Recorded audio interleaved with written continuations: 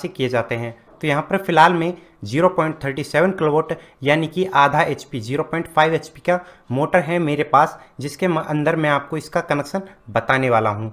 तो सभी के कनेक्शन इसी तरह से किए जाते हैं।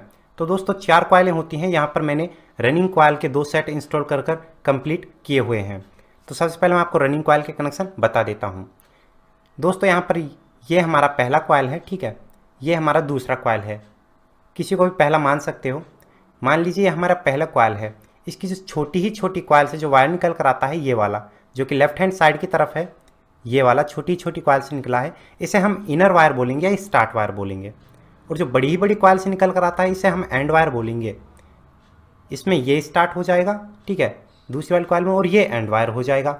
अब कनेक्शन किस तरह से करना है, हमें पहली वाली कॉइल के स्टार्ट वायर को हम खाली छोड़ देते हैं, यानी कि इनर वायर को खाली छोड़ देते हैं, और बड़ी कॉइल से जो वायर निकलता है एंड वायर, ठीक है, एंड वायर को लेते हैं और दूसरी वाली कॉइल के एंड वायर से ज्वाइंट करेंगे। दोस्तों ध्यान रखिए, ये दोनों वायर आमने सामने आएंगे। इस तरह से हमारे रनिंग कॉइल के कनेक्शन हो गए। अब मैं आपको सीधा सा तरीका बताता हूँ कनेक्शन करने का।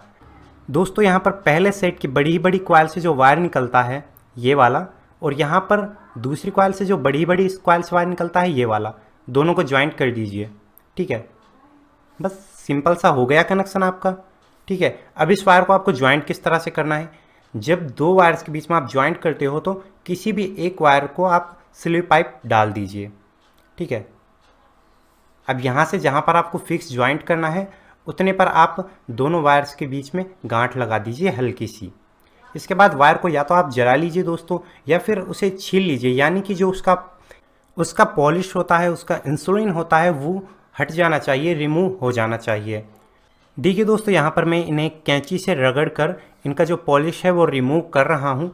यहाँ पर दोस्तों आप चाहें तो इन्हें जला कर भी इनका जो पॉलिश है वो रिमूव आसानी से कर सकते हो। दोस्तों इसके बाद दोस्तों आपको इस जॉइंट को अच्छे से कर देना है, यानी कि दोनों वायर प्रॉपर तरीके से जॉइंट हो जाने चाहिए। आप चाहें तो बेहतर जॉइंट करने के लिए शोल्डर भी कर सकते हो, ठीक है।